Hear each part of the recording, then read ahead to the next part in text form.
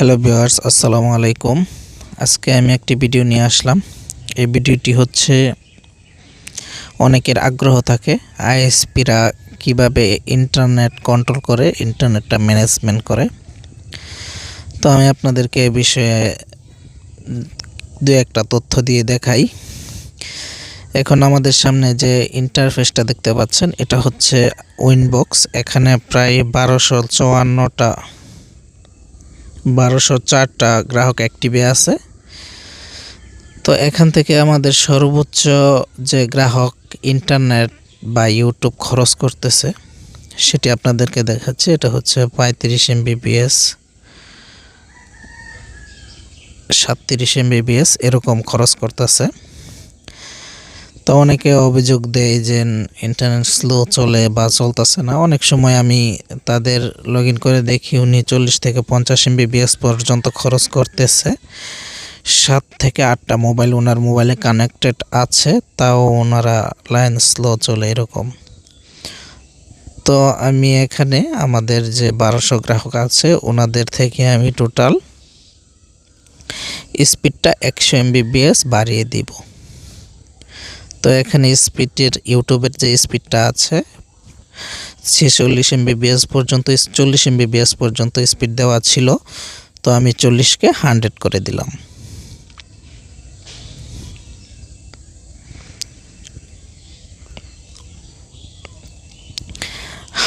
MBps speed দেওয়ার পর দেখি সর্বোচ্চ একটা গ্রাহকে কত MBps পর্যন্ত স্পিড খরচ করতে পারে। এখন হচ্ছে দুপুর 1:10 বাজে। এটা মূলত গ্রাহকদের ইউজ কম হয়। তো আপনাদেরকে যদি সন্ধ্যার সময়ের ভিডিওটা দেখাতে পারতাম তাহলে আপনারা একটা আইডিয়া নিতে পারতেন। তো তাও দেখতে পাচ্ছেন প্রায় 73 MBps পর্যন্ত একটা গ্রাহক খরচ করতেছে।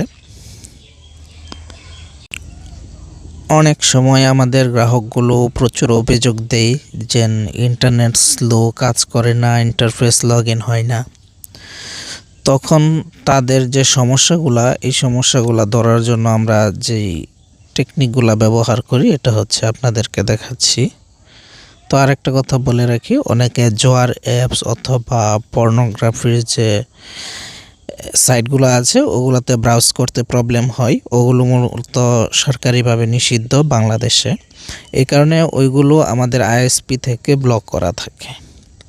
এই কারণে ওই সাইটগুলো প্রচুর স্লো হয়, অনেক সময় VPN দিয়ে ইউজ করতে হয়। তাই আমাদের লোকাল গ্রাহকগুলো প্রচুর অভিযোগ দেয়। অনেক সময় কিছু গ্রাহক মনে করেন অভিযোগ দিল উনি জোয়ার সাইটে আছে। জোয়ার সাইটে তো বাংলাদেশে অনেক আইএসপিগুলো জোয়ার সাইটগুলো ব্লক করে রাখে। তো আমরা গ্রাহক যখন অভিযোগ দিই তখন আমরা গ্রাহকের যে আইপিগুলো চেক করি। তো আপনাদেরকে একটা গ্রাহক দেখাচ্ছি।